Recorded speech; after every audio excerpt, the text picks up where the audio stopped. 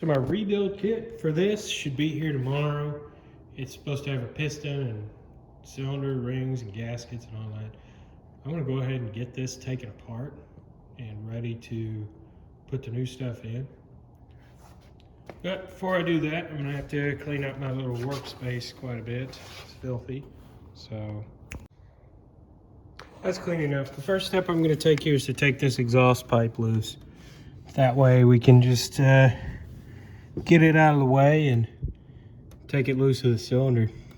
Then I'll do the cooling shroud here. Pretty easy stuff.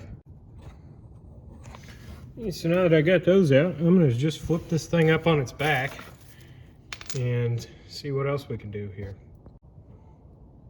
Looks like to get this shroud off, we just got one more Allen here, and then looks like a Phillips. Maybe that's on factory, I don't know, but that'd be fine. Do I see anything on the bottom? Nope. Leaking a bit of gas. It'll do that when you top it up like this, but that's okay. Just got this clip down here. We need to get it, around that somehow or another. And then this should come off. One thing I'm noticing is that this doesn't want to come out unless we take this fan out. Let's do that real quick. Shouldn't be too hard. Trying not to lose these bolts. So it's to slide up and out. You can really tell how I've been using this thing. Oil pump, throttle control works. Just pull the throttle, test that. Yeah, that's pretty freaking filthy. I may want to go ahead and pressure wash that before I continue. Get all that crap out of there. Stator gap looks huge. Oh no, never mind, it's fine. But yeah, that's just filthy. I may want to go ahead and clean that. Let me get the other shrouds off first, then we'll deal with that. This one doesn't seem to have anything really holding it on, like a bolt or anything.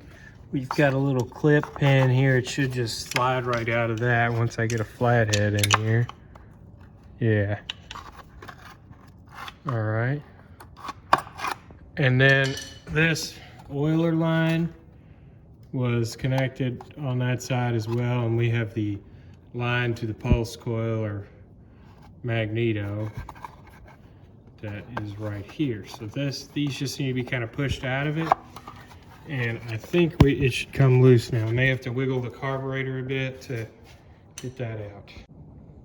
I got the engine pressure washed as good as I could, really, in about 5 minutes. I'm gonna go ahead and adjust this oil pump. See, it's not going all the way to this peg. It should be going all the way there. It's just the cable's worn, over the years. And this line looks like it was rubbing right there. You can tell, there's no dirt there. So I want to go ahead and replace this. I'd like to continue using this oil injector. It's really easy to use. And I don't want to have that fail and have my $80 rebuild just be a complete waste. So I'm just going to replace this line. It looks like I could probably get that started with some needle nose pliers down there. And yeah, it just runs right on through that hole, loops around. Just some weed eater gas lines, all I'm going to put on here. I'm going to put on the translucent kind, like the yellow kind, so that way I can see the oil. Make sure it's getting it, Get the pump adjusted. It's always better to have too much oil rather than too little, and that should be fine. Now I'm going to take, you get these two nuts here. I'm going to take and lock that top part, with the top nut, so that way it doesn't move and come unadjusted as time goes.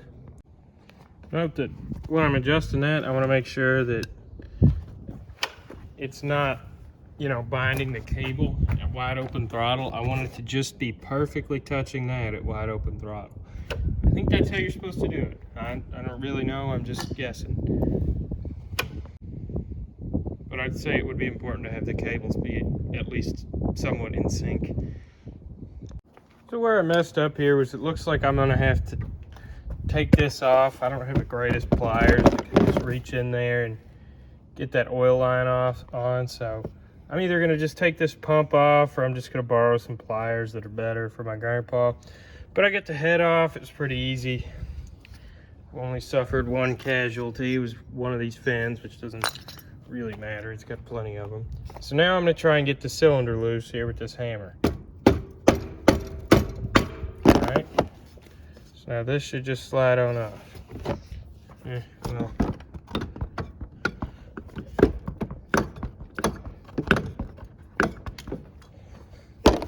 That was a crappy hit there, but maybe two-handed. Piston actually looks pretty good. I probably could have just gotten away with putting rings on the thing. So that it's kind of annoying, but whatever. So what I'm gonna do is I'm gonna get this in its highest position, and then I'm going to check for up and down play. So we'll just kind of, now of course there's none. Side to side, you're gonna have that. That's in the piston, not in the rod, but you're gonna have a little in the rod. Up and down is where there'd be wear, and of course there's none because this engine's really healthy.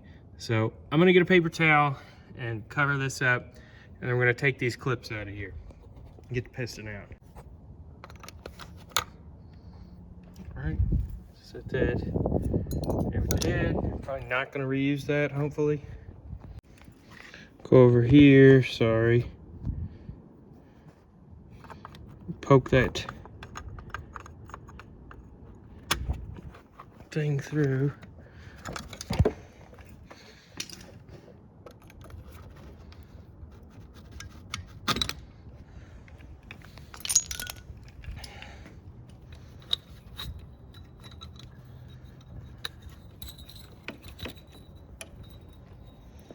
So I mean, this is a pretty healthy looking piston. I don't really see anything majorly wrong with this. Probably just needed rings. Let's look in the cylinder. We're a little scored, but nothing major here. I mean, I'd probably hone and reuse this. If that might actually be my piston and cylinder there coming here. That's awesome. Yeah, this is fine. What I'm doing now is I've just got the piston cylinder off. The piston sitting here, and I'm just trying to get this gasket off. Now, you're supposed to use a plastic scraper and try and get it off, but it's really on there. So what I'm gonna do is just get a wire wheel, put it on my drill, and take it off like that. I know that's somewhat frowned upon, but you know, whatever. So that's how I'm gonna do it. Get this line off. I didn't actually have to take anything off there. Just was took a little more determination than I thought. So I took the gasket off. I ended up using a wire wheel, and you can see I gouged that slightly, which is not a huge deal on one of these, because you can use this and only this copper gasket maker. Just a very thin bead underneath the gasket will seal this. Not a big deal. It's better than leaving a bunch of old gasket on there. I also taped the oil line where it was rubbing right there to kind of help prevent that from happening again, from wearing the oil line. So now all that's pretty much left is just me waiting on my parts. I'm getting going on this Polaris Sportsman 90 rebuild here.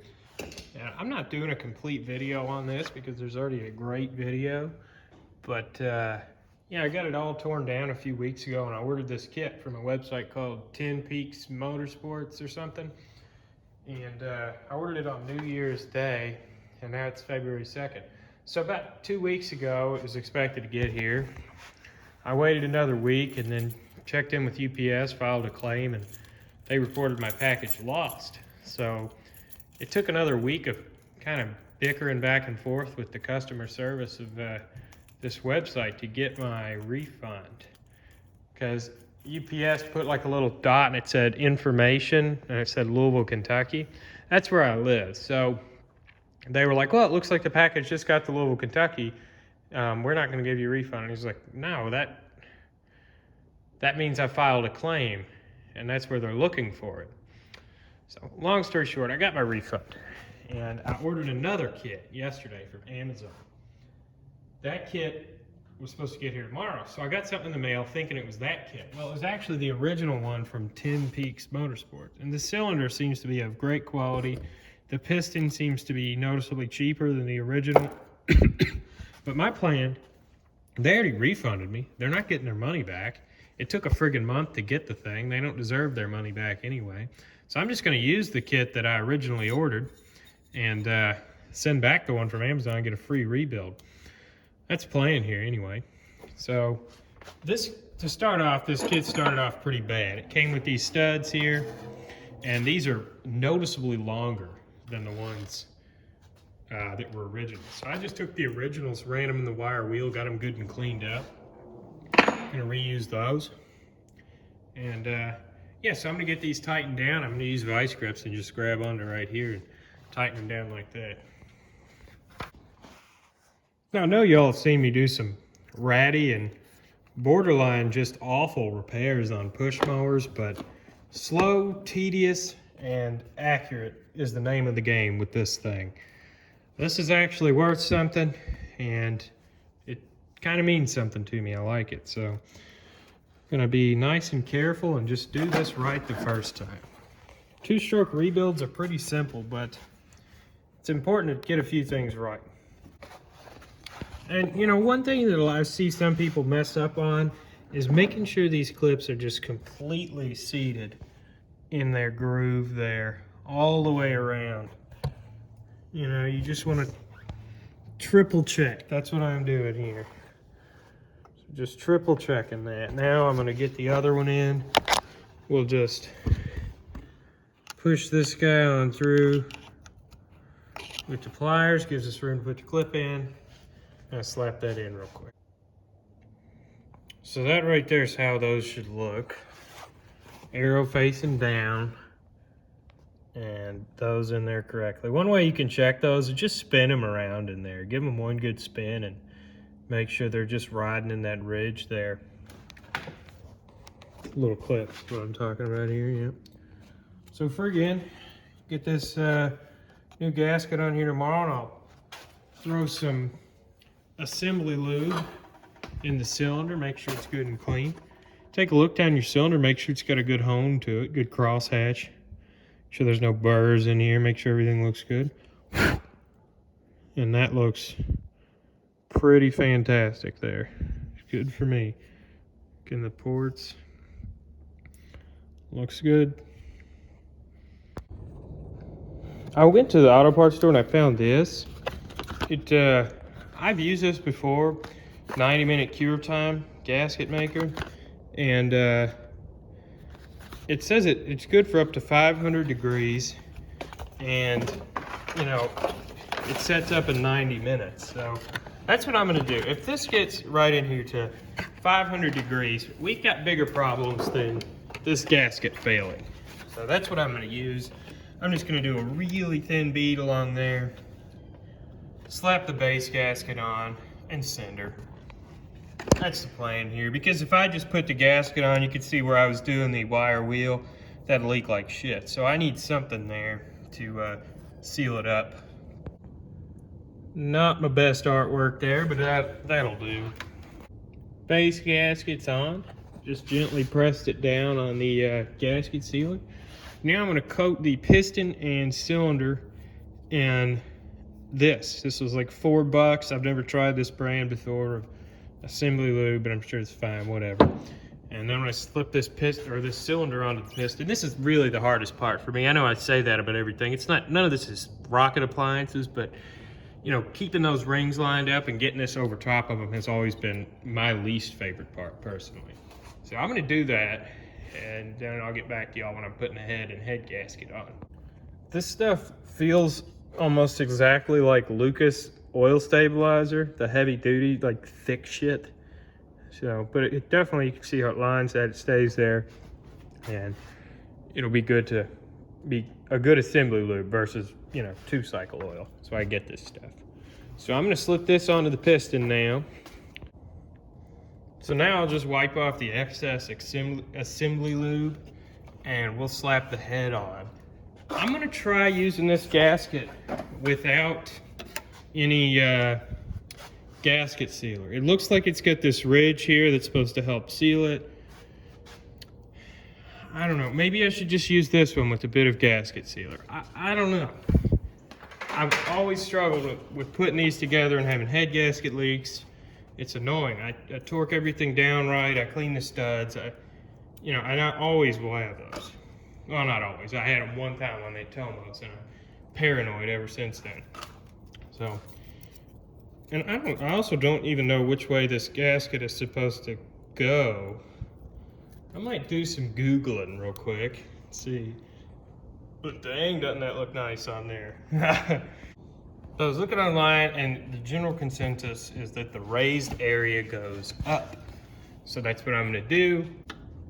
Now I'm just getting her snug with my hand, still doing a crisscrossy pattern. Then I'm gonna put a little bit on it with the ratchet and not torque it, but I'm gonna check and make sure everything's smooth, everything still spins all right. And friggin', of course, take out the plug before I do that. So yeah.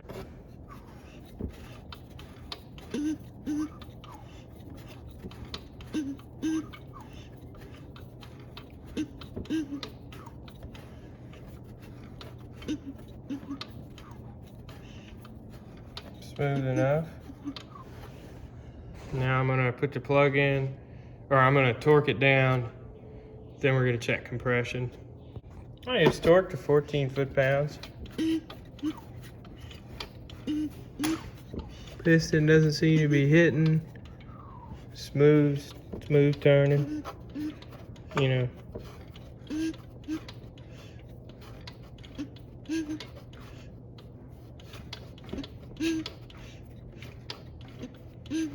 Thought I heard something, but no, that's, yep. What was that?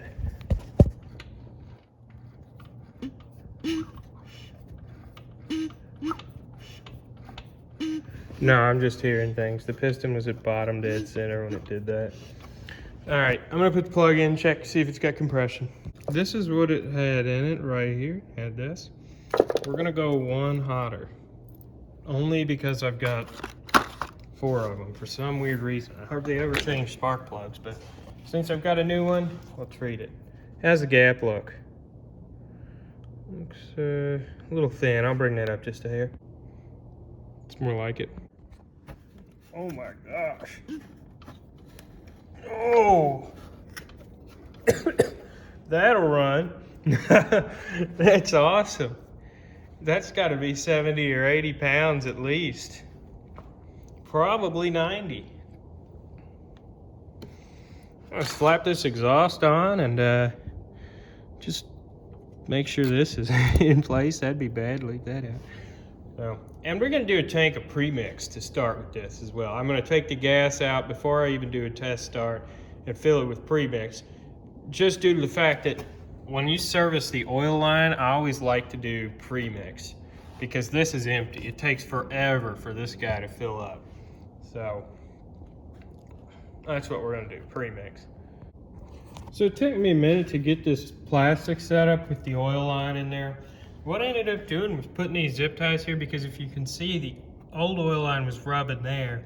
That way if I pull on this, it won't pull on that there, and that'll keep it from rubbing. So that, I'm just trying to be a little extra careful with the oil line.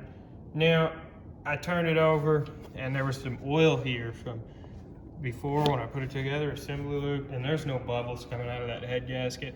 So I'm fairly certain it's fine. I'm just gonna put this together and we're gonna send her. Getting this fan back on has proven to be slightly tricky, but getting there. Draining the gas real quick. I'm going to dribble some 2-cycle gas down the carburetor, just make sure it starts. It's got a ton of compression.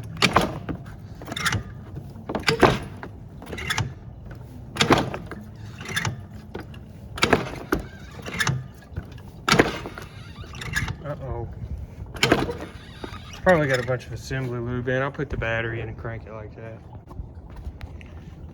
It started up and ran, but the starter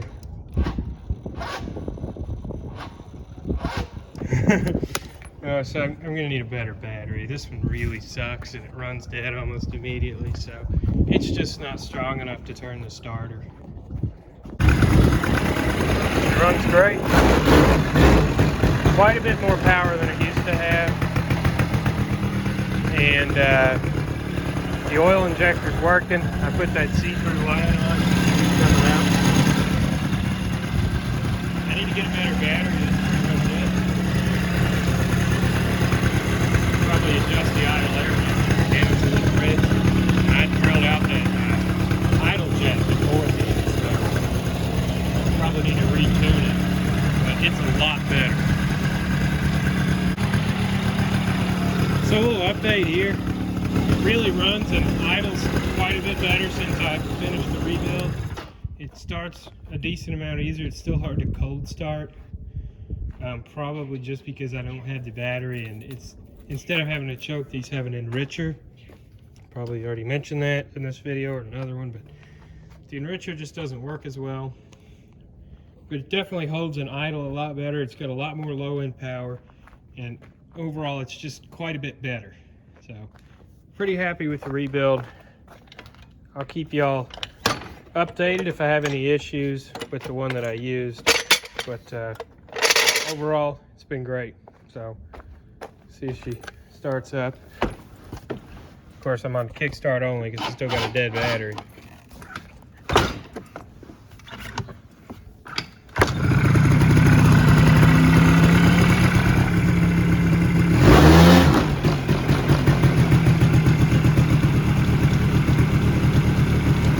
Richard.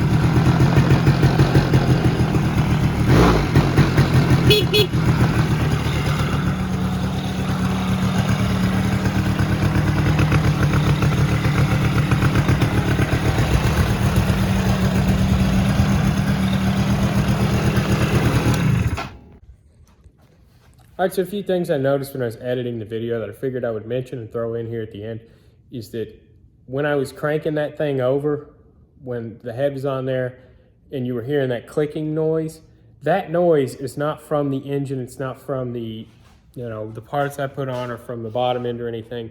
It's from the weights in the variator. They're wore out and they click, back and forth. That's just them shifting back and forth. It's not anything to worry about, and that's why I ignored that noise.